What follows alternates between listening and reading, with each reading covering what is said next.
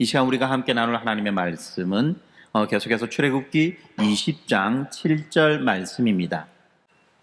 너는 내 하나님 여호와의 이름을 망령되게 부르지 말라. 여호와는 그의 이름을 망령되게 부르는 자를 죄 없다 하지 아니하리라. 아멘. 네, 무더운 날씨입니다. 여러분들 이 여름 어떻게 잘 보내고 계신지 모르겠습니다. 특별히 우린 지금 이 십계명에 대해서 매주 하나씩 살펴보고 있죠. 오늘은 세 번째 제3계명인데요. 하나님의 이름에 대한 이야기입니다. 이름. 여러분들의 이름은 안녕하십니까? 약간 낯설죠, 그죠? 갑자기 이름이 안녕하다니. 누군가가 여러분들의 이름을 함부로 언급했을 때 여러분들은 어떤 기분이 드셨는지 모르겠어요. 우리는요, 이 자신의 이름에 대단히 민감합니다. SNS 사진에 이상한 댓글이 달리면 우리는 서둘러 그 사진을 지웁니다. 그리고 단체 대화방에서 우리의 실수가 거론되면 하루 종일 우리의 마음이 불편해지죠. 누가 나를 좋은 사람으로 기억하게 하도록 우리는 놀라울 만큼 많은 시간과 에너지를 사용합니다. 이것은 나 자신을 증명하고 확인받고 싶어하는 몸부림이며 또한 이름이 그 존재를 대신하는 그 시대를 살고 있기 때문에 그런 것입니다. 그런데 이런 우리가 정작 이 하나님의 이름에 대해서는 그렇게 예민하지 않다는 것입니다. 내 이름은 그토록 애써서 지키면서도 이 하나님의 이름은 필요할 때만 편하게 꺼내 쓰고 불편할 때는 그냥 구석에 감추어 버립니다. 만약에 신앙이 좀 없는 분 같으면, 이 하나님에 대해서 잘 모르는 분 같으면 그런 말버릇, 말습관 하나로 그게 죄다, 죄가 아니다라고 따지는 거는 너무 예민하게 반응하는 거 아니냐라고 그렇게 생각할 수도 있어요. 그런데 여러분, 우리는요, 이미 이 이름이 가지고 있는 그 힘을 알고 있습니다. 누군가가 내 이름을 빌려서 거짓말을 하고 다니거나 사기를 저지르면 우리는 크게 분노합니다. 참지 못해서 경찰서 가서 신고하고 고발하죠. 왜 그렇습니까? 이름과 나를 분리할 수 없기 때문에 그렇습니다. 그럼 하나님도 마찬가지입니다. 특히 이 하나님의 그 이름의 무게는 우리의 이름의 무게와 비교할 수 없을 만큼 그만큼 크다는 겁니다. 그리고 그것이 바로 오늘 우리가 살펴보는 이 10계명의 세 번째 계명의 의미입니다. 출애굽기 20장 7절, 아까 우리가 읽었던 말씀인데 이 출애굽기 20장 7절과 신명기 5장 11절 말씀에 너는 내 하나님 여호와의 이름을 망령되게 부르지 마라. 여호와는 그의 이름을 망령되게 부르는 자를 죄 없다 하지 아니하리라. 죄 없다 하지 아니하리라. 죄가 있다는 말입니까? 없다는 말입니까? 죄가 있다는 말이죠. 이중부정으로 아주 강조하고 있습니다. 우리는 지난 2주간 동안 10계명의 1계명과 2계명에 대해서 살펴보았습니다. 이 10계명 1계명과 2계명은 예배의 대상과 예배의 방법에 대한 이야기였어요. 그리고 이어지는 우리의 질문은 우리가 어떤 태도로 하나님 앞으로 나아가야 하는가라는 것인데 바로 이 제3계명, 오늘 우리가 살펴보는 이 말씀이 바로 우리가 예배로 나아가는 태도를 말해주고 있는 것입니다. 1계명과 2계명에서는 나 외에는 나를 미워하는 자, 이런 식으로 해가지고 하나님이 자신을 1인칭으로 나타내 보여주십니다. 그런데 제3계명에 오면요, 갑자기 이 하나님, 내 하나님 여호와의 이름이라고 하는 표현이 등장합니다. 나가 아니라 나의 이름이라고 그렇게 표현하고 있다는 겁니다. 하나님이 아니라 하나님의 이름을 지금 우리 앞에 내어놓고 말씀하고 계시는 겁니다. 아까도 말씀드렸지만 그 이름은 그 사람의 존재와 인격 전체를 담는 그릇이기 때문에 그런 것입니다. 그러므로 사람들이 이 하나님의 이름을 가볍게 다룬다는 것은 하나님이라는 존재 자체를 가볍게 취급하는 것과 마찬가지라는 거죠. 십계명 가운데 이렇게 분명하게 죄가 있다, 죄가 된다라고 그렇게 못 박은 계명은 몇 개 되지 않아요. 살인이나 도둑질을 하지 말라고 하는 그런 명령 속에서도, 그런 계명 속에서도 하나님이 친히 죄로 여기시겠다라고 하는 이런 무서운 표현이 따르지 않는데, 오늘 우리가 보는 이 제3계명에 하나님의 이름과 관련된 이 부분에서는 이렇게 하나님께서 친히 죄로 여기시겠다라고 하는 이런 엄중한 표현이 담겨 따라옵니다.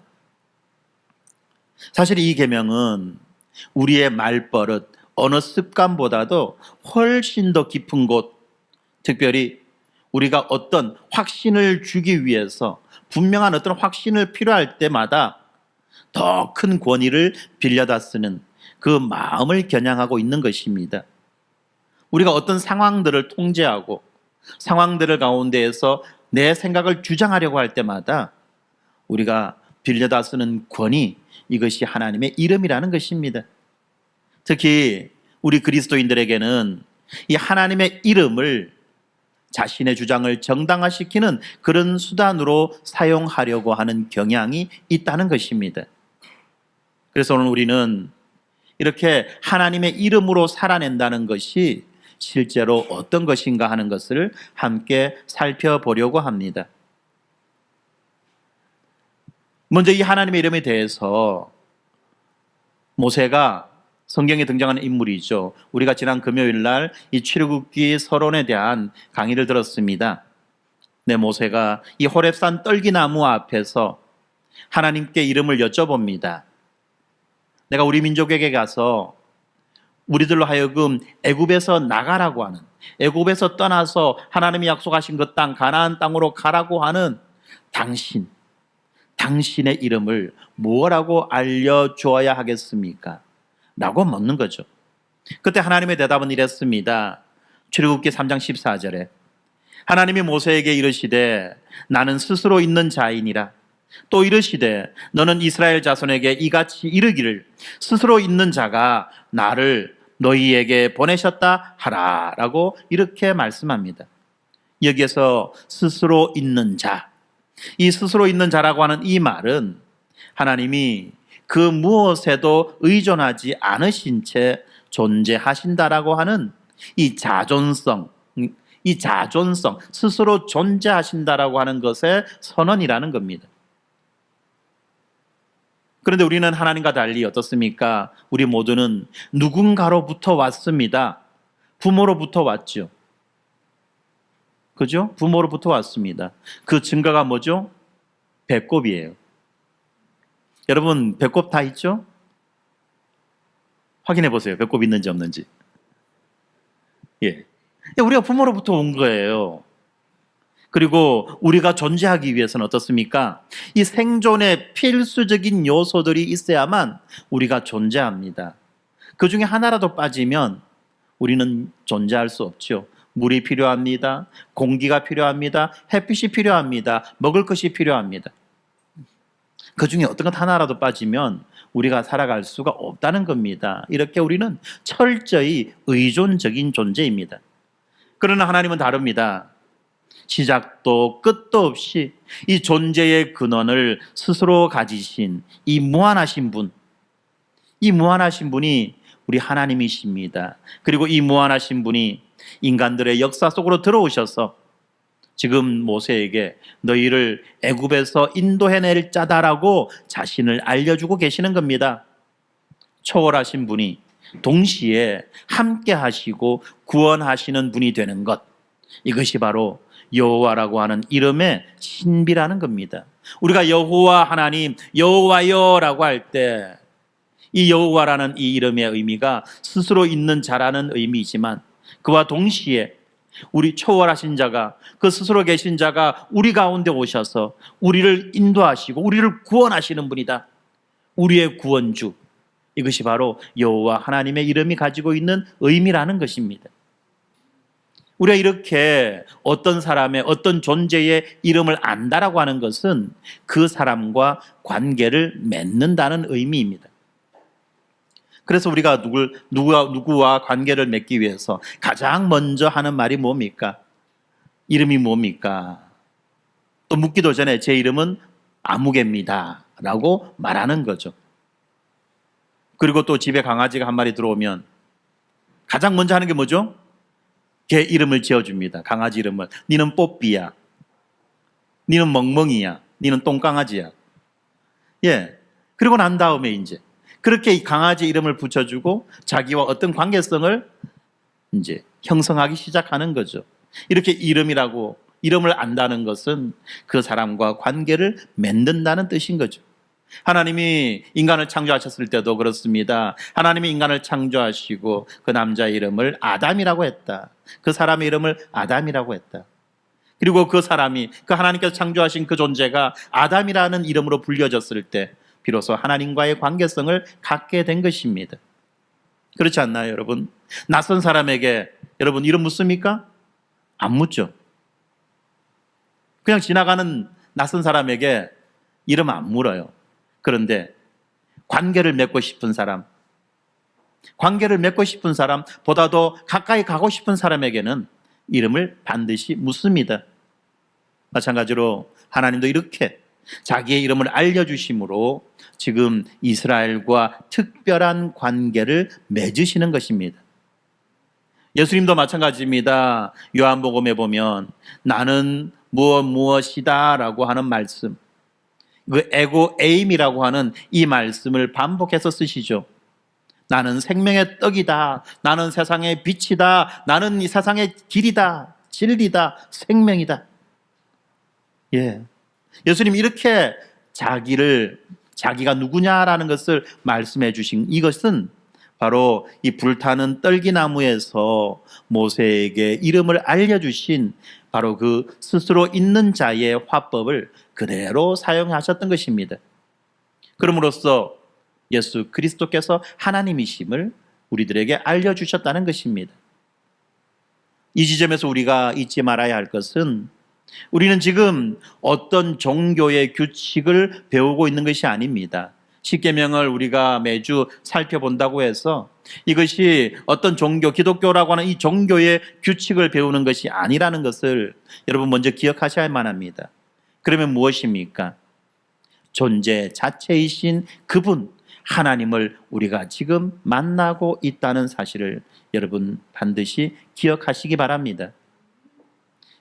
성경 곳곳에서는요, 하나님의 이름을 부르는 여러 가지 장면이 등장합니다.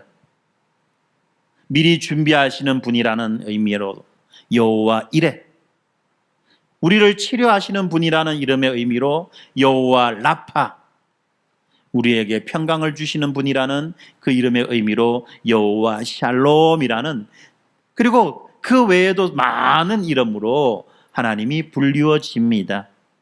그런데 여러분, 이 이름들은 어떤 추상적인 개념이 아니죠.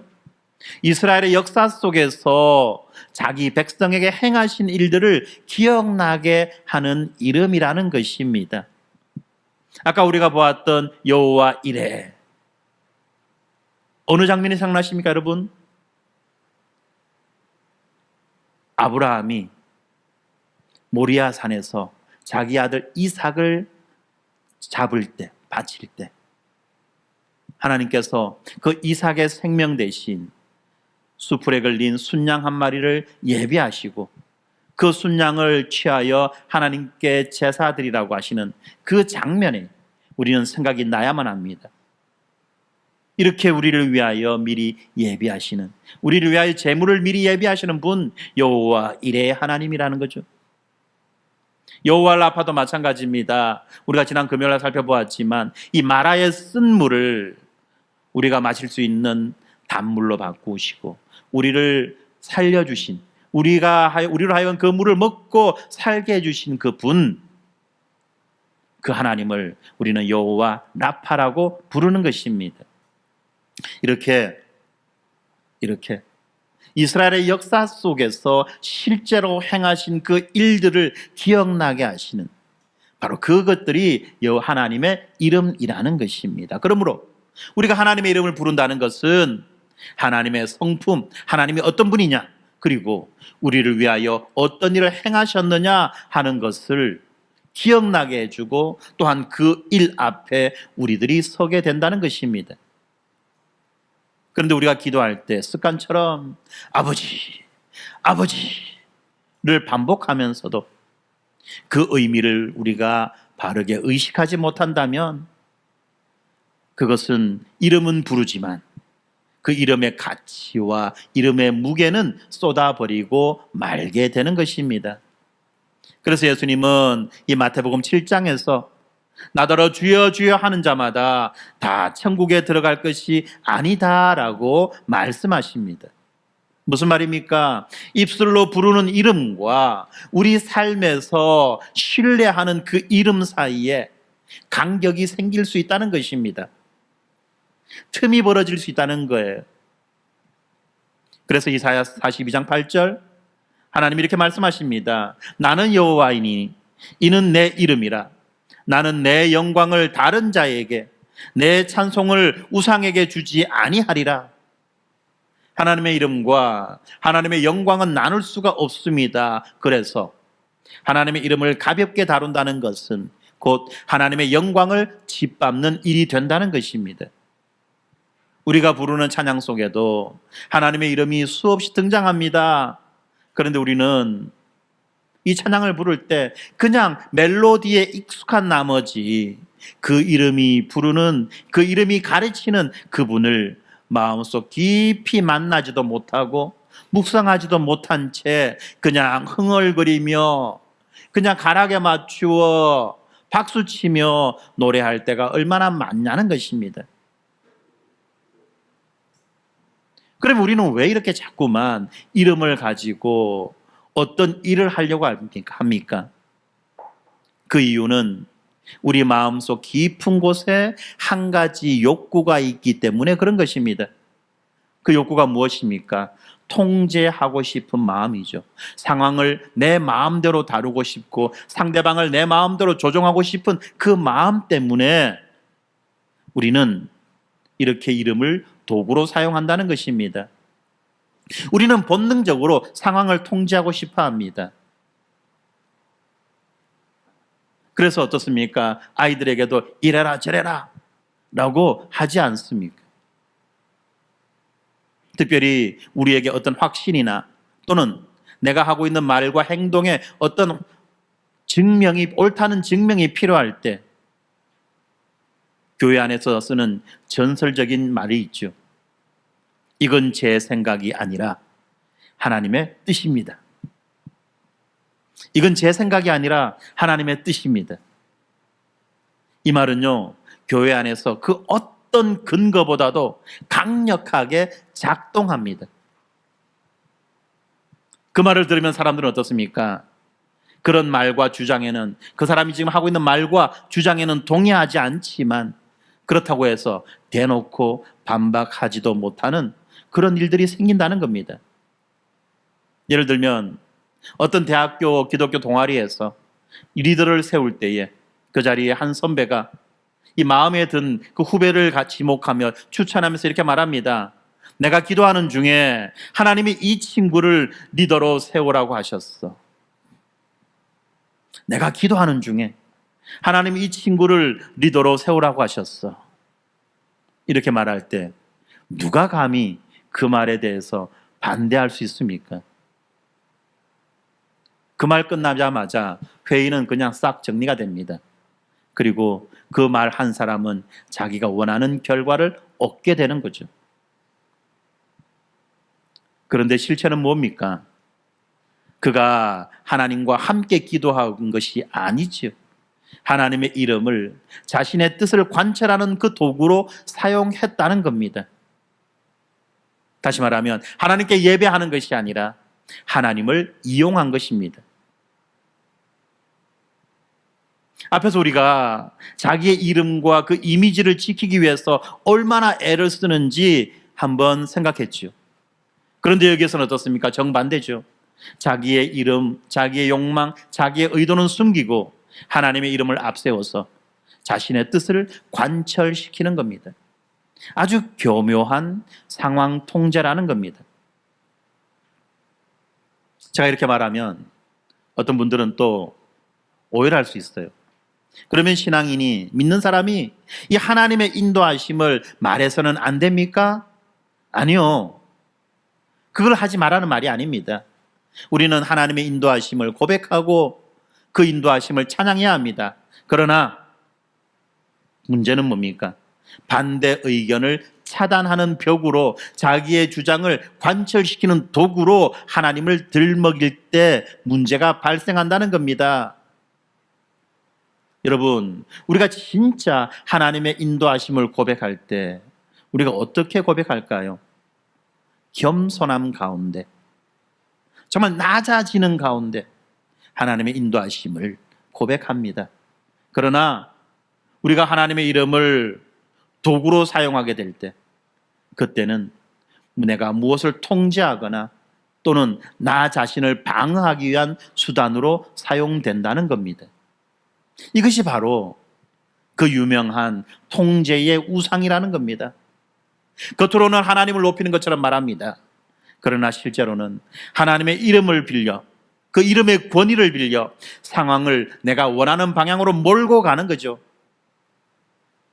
정말 이 우상이, 이 통제의 우상이 두려운 것은, 이 우상은 아주 신앙적이고 영적이며 경건한 얼굴로 찾아오기 때문에 더 위험하다는 것입니다. 내가 밤에 꿈을 꾸었는데 꿈 가운데 하나님이 나타나셔서 이렇게 말씀하셨어. 여러분, 우리 꿈의 대부분은 내 욕망, 내 잠재의식의 발현이라는 겁니다. 물론 정말 하나님께서 놀라운 은혜 가운데 우리 가운데 찾아오셔서 어떤 일을 행하실 수도 있습니다. 그걸 부정하는 건 아닙니다. 그렇지만 그와 못지않은 그런 빈도와 횟수로 나의 욕망이 투영되어져서 그렇게 드러날 수도 있다는 사실을 여러분은 분명히 아셔야만 합니다. 그것을 어떻게 구별할 수 있습니까? 그 사람의 삶의 모습을 보면 알 수 있죠. 교회를 세워가느냐, 합력하게 만들어가느냐, 더 하나 되게 만들어가느냐.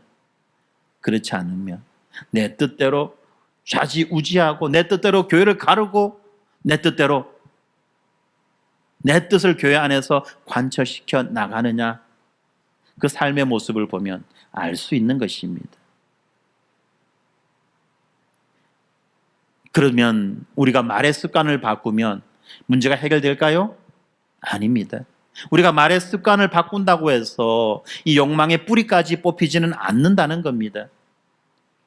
그러므로 우리에게 진짜로 필요한 것은 내 주장과 내 의견의 정당화를 위해서 어떤 이름도 빌릴 필요가 없는 그 안전함이라는 것입니다.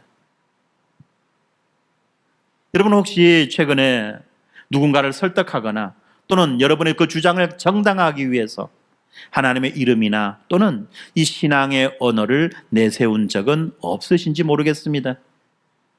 그때 여러분의 마음에 있었던 것은 순종의 마음이었습니까? 아니면 상황을 통제하고 싶은 그 조바심이었습니까? 이 질문 앞에 우리는 완전히 떳떳할 수 없습니다. 왜냐하면 이러한 통제의 욕망은 우리 모두의 연약함이기 때문에 그런 것입니다. 우리는 지금 이 하나님의 이름을 자신의 주장을 정당화하는 데 필요한 도구로 쓰려고 하는 그 마음을 살펴보았습니다. 그런데 이 3계명은요, 이것만을 금지하지 않습니다. 특별히 3계명에 등장하는 이 망령되게라는 이 단어, 히브리어로 샤베라는 단어인데요, 이 단어는 헛되이, 거짓되게 합당하지 않게라는 의미를 담고 있습니다. 그래서 이 하나님의 이름을 망령되이 사용하는 그 범위는 우리의 생각보다도 훨씬 넓다는 것입니다. 이런 거죠. 우리가 흔히들 기도해 볼게요 라는 말을 합니다. 아시죠, 여러분들? 교회 안에서 이 기도해 볼게요 라는 말이 어떤 의미인지, 선뜻 내키지 않는 그 제안을 완곡하게 거절하거나 미루는 그런 상투적인 언어로 사용됩니다. 하나님의 이름을 빌려서 내가 거절할 때 닥치는 그 위험을 회피하는 거죠. 우리가 헤어질 때는 어떤 사람들이 이렇게 헤어집니다. 은혜 받으세요. 축복합니다. God bless you. 라면서 헤어집니다. 이게 진심 어린 축복이어야 되는데 그렇지 않고 형식적인 말로, 형식적인 인사로 소비된다는 겁니다. 예배 가운데 아멘, 믿습니다도 마찬가지입니다. 마음의 반응이 없이 그냥 반사적인 추임새로 습관적으로 나온다는 겁니다. 그래서 어떤 목사님 설교를 가만히 들어보면 제가 어제 마트를 다녀왔습니다 하는데도 성도들은 아멘, 고등어 값이 참 싸더라고요, 아멘, 그냥 붙이는 말이에요. 습관입니다. 이런 무의미한 이 소비가요, 예배당 밖에서도 일어납니다. 우리가 기도할 때 주여, 주여, 주여, 하나님, 아버지, 아버지, 습관적으로 반복하는 겁니다. 또 카카오톡 프로필 사진, 이 카카오톡 프로필 사진에 어떤 분들은 이 성경 구절을 걸어놓죠. 좋습니다. 은혜가 되는 말씀 다 걸어놓고 그 말씀을 묵상하고 좋아요. 그런데 문제는 좋은 글을, 좋은 말씀을 걸어놓고도 그 마음대로 살려고 하는 그 마음이 없는 겁니다. 그 말씀대로 살려고 하는 마음이 없는 겁니다. 바로 이런 것들이 하나님의 이름을 가볍게 소비하는 거라는 것입니다. 우리가 아까 자신의 그 SNS 프로필 사진, 이 프로필 사진 하나를 걸어놓기 위해서도 우리가 수많은 시간을, 몇십 분을 사용한다고 했지요. 어떤 사진을 고를 건지, 그 사진에 자기 얼굴이 어떻게 나와야 될지, 그죠? 막 고민하고 막 조정하고 만집니다. 그런데 이 하나님의 이름은 단 몇 초의 그러한 생각도 없이 스쳐 지나가는 거예요. 이것은 우리가 무엇을 더 중요하게 여기는지를 정직하게 보여주는 것입니다. 또 어떤 분들은, 제가 이렇게 말하면 어떤 분들이 이렇게 묻습니다.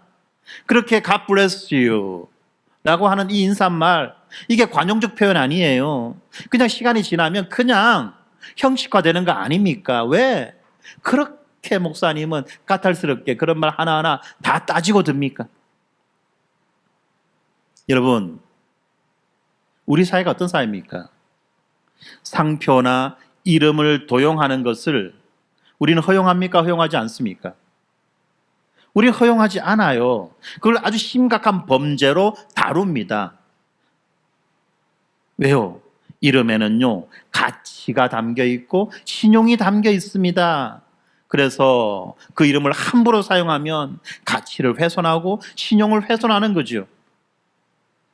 그런데 제품의 이름, 사람의 이름과는 달리 하나님의 이름을 이렇게 쓸 때 아무도 막지 않습니다. 아무도 뭐라 하지 않아요. 그래서 우리는 더 쉽게, 더 자주 그렇게 한다는 것입니다. 근데 여러분 어떻습니까? 이 가짜 상품이 진짜로 오해되는 그 순간, 짝퉁이 진품으로 오해되는 그 순간, 이 브랜드의 신뢰가 무너집니다. 마찬가지로 하나님의 이름이 우리들의 그 모순된 삶을 통해서 잘못 전달될 때 사람들은 하나님과 교회에 대해서 오해합니다. 그러다가 결국에는 이 복음 자체를 거부하게 되는 것입니다. 또 다른 이 소극적인 위반이 있습니다. 그것은 내가 신앙을 밝히면 불편해질 자리에서 하나님의 이름을 슬쩍 감추는 겁니다. 직장 동료가 말해요. 야, 요즘 표정에 여유가 있고 참 많이 착해졌어. 왜 그래? 라고 칭찬할 때 사실은 그것이 교회로 나와서 말씀을 듣고 또 변화된 그 결과지요. 그럼에도 불구하고 그냥 웃자다 보니 그래 됐어. 이런 식으로 얼버무리는 경우가 있다는 겁니다. 예수님은 마태복음 12장에서 나와 함께하지 아니하는 자는 나를 반대하는 자다라고 말씀합니다. 나와 함께하지 아니하는 자는 나를 반대하는 자다. 하나님의 이름을 부를 수 있음에도 불구하고 하나님의 영광을 드러낼 수 있음에도 불구하고 그 이름을 부르지 않는 것, 이것도 또한 우리가 소극적으로 세 번째 계명, 3계명을 어기는 것입니다. 여러분, 그냥 우리가 좋은 사람이다라는 이 평판으로는요, 결코 하나님의 이름의 그 영광을 대신할 수 없는 겁니다. 가장 심각한 것이 있습니다. 그것은 언어의 문제, 말의 문제가 아니라 삶의 문제입니다. 로마서 2장 23절 24절에 율법을 자랑하는 내가 율법을 범함으로 하나님을 욕되게 하느냐? 기록된 바와 같이 하나님의 이름이 너희 때문에 이방인 중에서 모독을 받는도다. 우리는요, 이 그리스도인이다라고 하는 이 이름을 평생 짊어지고 살아갑니다. 부정할 수 없어요. 그래서 우리가 잘못 살면 세상은 우리를 향해 손가락질하는 것이 아니라 하나님을 향해 손가락질한다는 겁니다. 이 크리스찬 기업인의 그 부도덕한 행실이 뉴스에 오를 때마다 사람들은 말합니다. 야, 저 사람 참 예수 믿는다고 하면서 교회 다닌다고 하면서 참 저래하네. 삶으로 하나님의 이름을 욕되게 하는 결과입니다. 교회에서는 아주 신실해 보입니다. 그러나 집으로 돌아가면 가정에서는 화를 버럭버럭 내고 이렇게 살아가는 사람이 있죠. 주일에는 성도들 앞에서 너무 은혜스럽게 말합니다.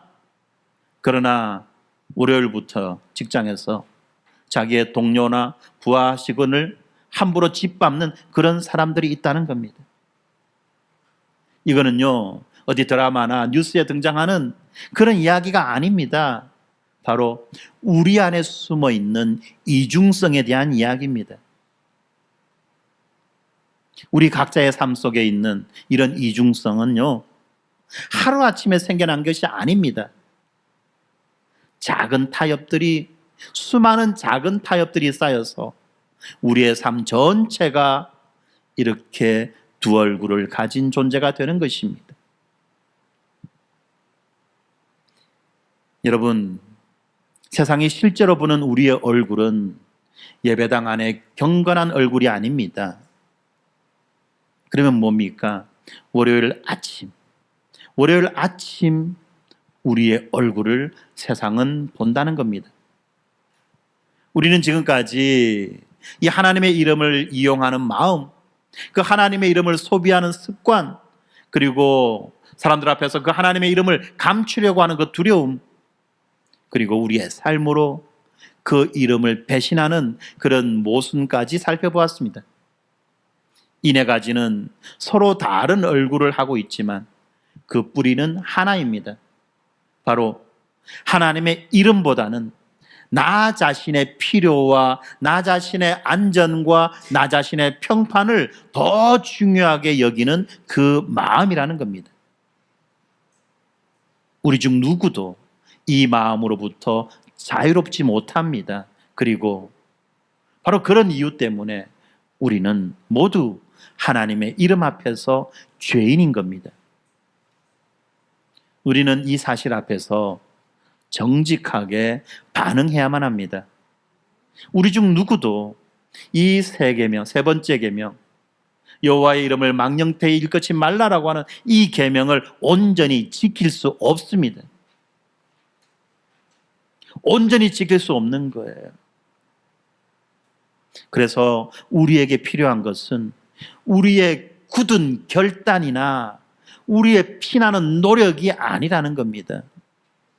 우리의 아무리 굳은 결단과 피나는 노력으로도 결코 이 세 번째 계명, 여호와의 이름을 망령되이 일컫지 말라는 이 계명을 지킬 수가 없다는 겁니다. 그래서 많은 사람들이 어떡합니까?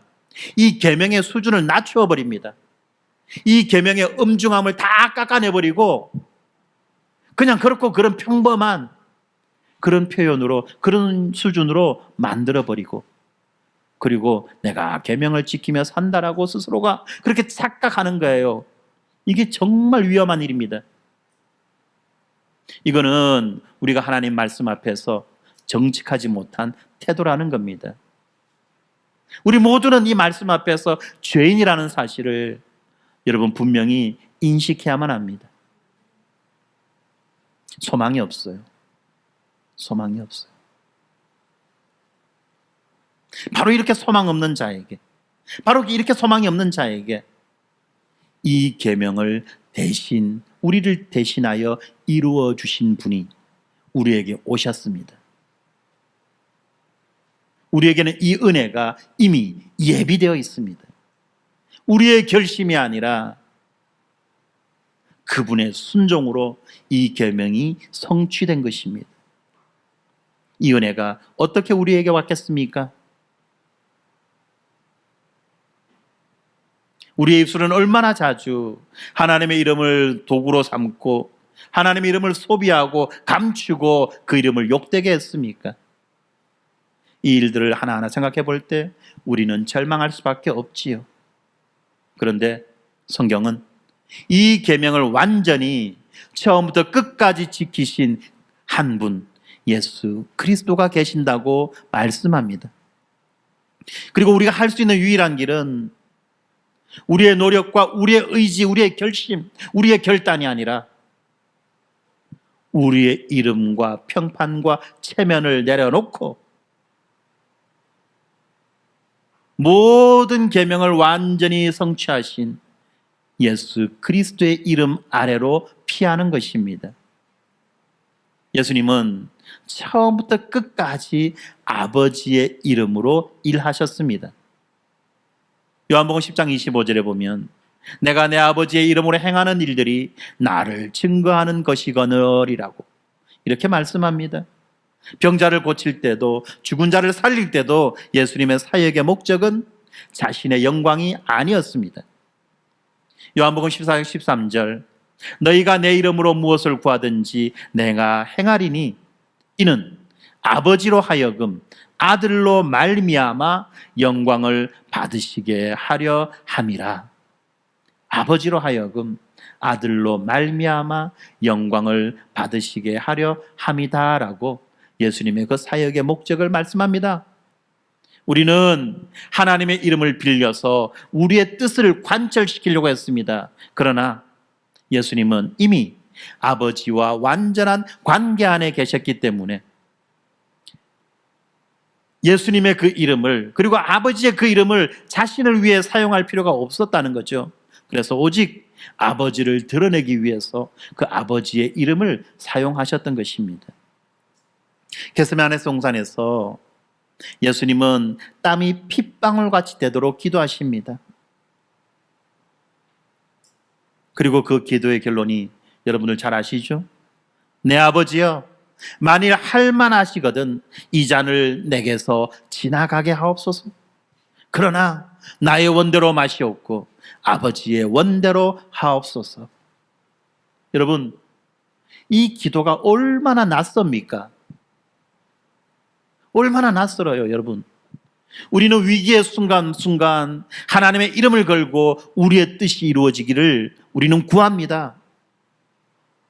그런데 예수님은 어떻습니까? 자기의 뜻을 걸고 자기의 이름을 걸고 아버지의 뜻이 이루어지기를 그렇게 구하고 있습니다.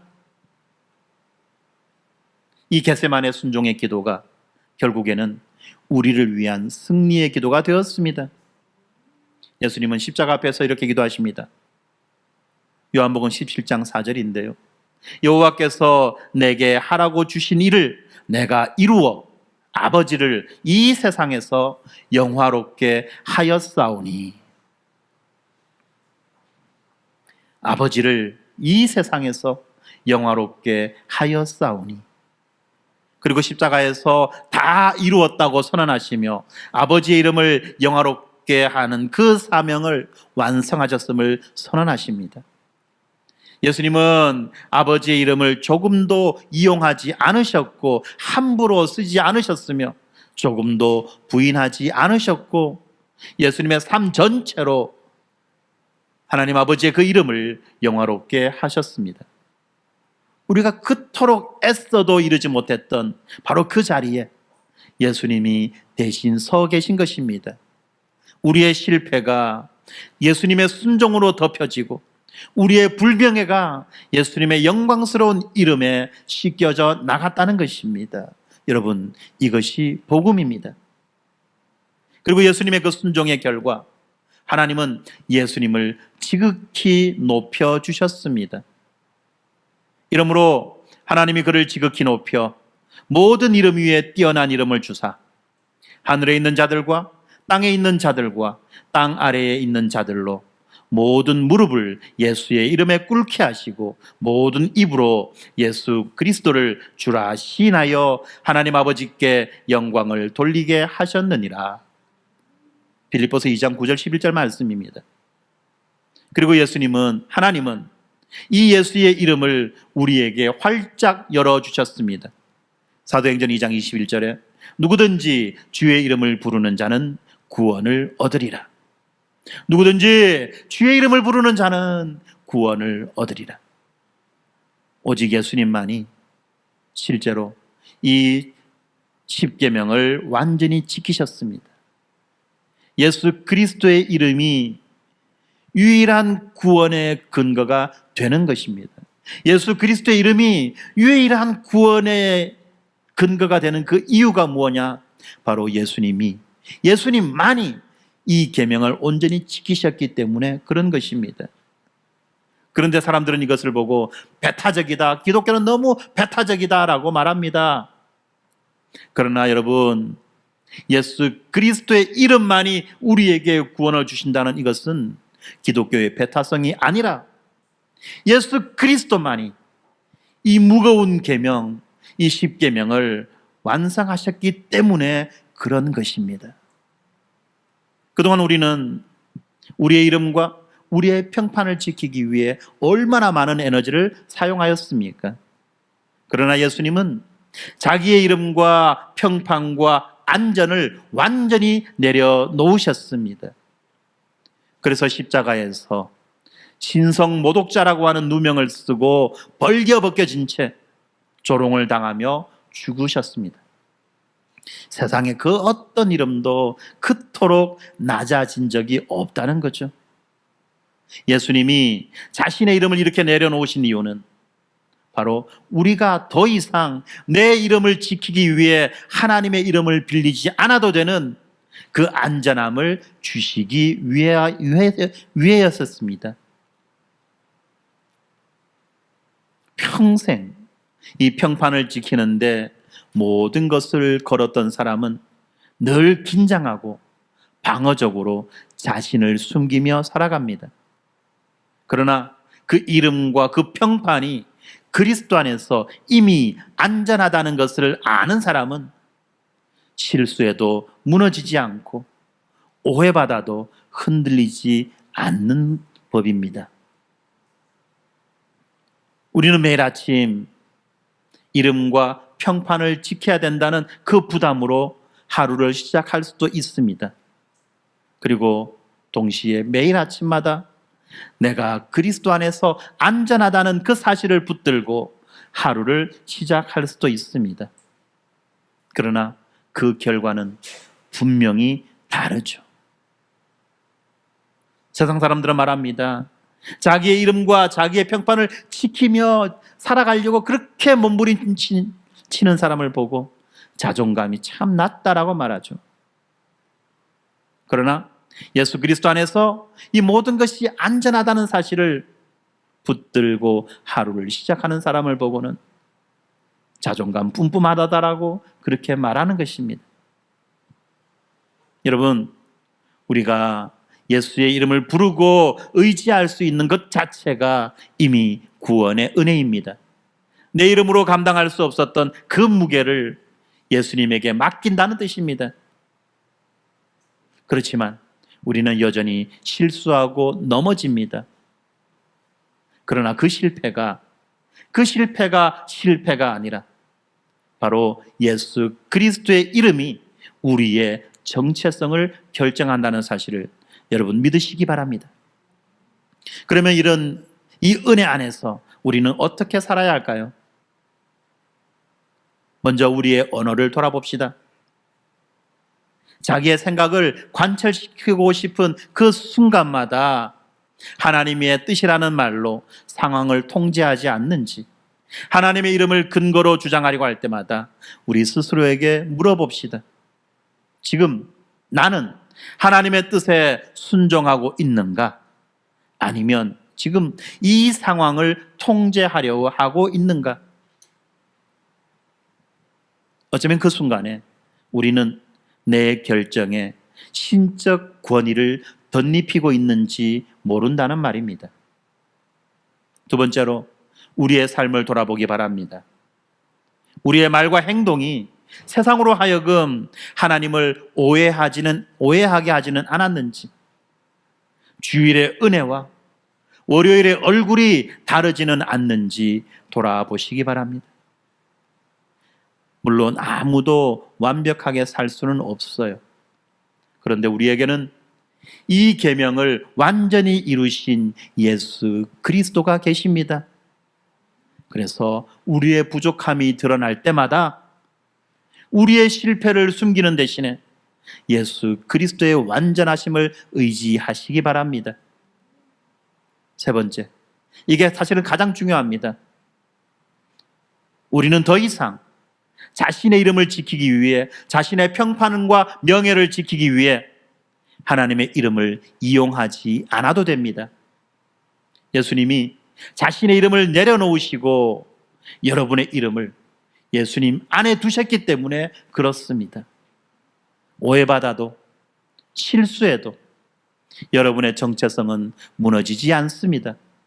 더 이상 자신을 증명하려고 애쓰지 않을 때 오히려 여러분의 삶에는 이전에 없던 여유와 관용이 나타날 것입니다.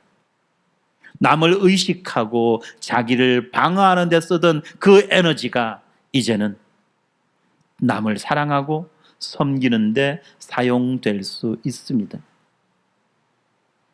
무엇보다도 교회 공동체로서 우리는 함께 이 계명을 살아내야 합니다. 서로 하나 되어 사랑하는 것, 서로 하나 되어 사랑하는 것, 이것이 하나님의 이름을 높이는 가장 강력한 증거가 되는 것입니다. 서로의 실수를 정죄하고 뒷말하기보다는 그리스도의 이름 안에서 함께 회복되기를 구하는 공동체, 바로 이 공동체가 하나님의 이름을 가장 아름답게 드러내는 공동체인 것입니다. 사랑하는 여러분, 여러분의 이름은 안녕하십니까? 여러분의 이름을 지키는 가장 확실한 방법은 여러분의 이름을 그리스도 안에 두는 것입니다. 그때 우리는 우리의 삶을 하나님의 이름으로 살아내게 되는 것입니다. 예수님은 마태복음 15장 16절에서 이렇게 말씀하셨습니다. 이같이 너희 빛이 사람 앞에 비치게 하여 그들로 너희 착한 행실을 보고 하늘에 계신 너희 아버지께 영광을 돌리게 하라. 아멘. 지난 2주간 우리는 예배의 대상과 누구를 예배하느냐, 예배의 방법, 어떻게 예배하는가에 대해서 배웠습니다. 그리고 오늘은 우리가 어떻게 예배 드려야 하나 하는 이 예배의 태도에 대해서 살펴보았습니다. 다음 주에는 네 번째 계명이죠. 예배의 시간입니다. 언제 우리가 하나님 앞에 예배 드려야 하나 하는 것을 살펴보려고 합니다. 이렇게 우리가 십계명을 하나하나 살펴볼 때 이 각 계명이 가지고 있는 의미와 그 각 계명이 가지고 있는 그 무게, 그리고 우리는 그 계명 앞에서 도무지 이 계명을 지킬 수도 없는 철저하게 무능력하며 철저하게 타락한 존재라는 것을 우리가 인식하고 이 계명을 온전히 성취하신 예수 그리스도에 나아가 예수 그리스도의 그 이루신 공로를 의지하여 우리가 하나님의 백성으로 살아가야만 할 것입니다. 기도하겠습니다. 하나님 아버지, 오늘 다시 한번 주님의 이름이 얼마나 거룩하고 무거운지 깨닫습니다. 그동안 우리는 상황을 통제하려고 주님의 이름을 빌려 내 뜻을 정당화하고 습관처럼 주여 주여 부르면서도 우리의 마음은 멀리 있었습니다.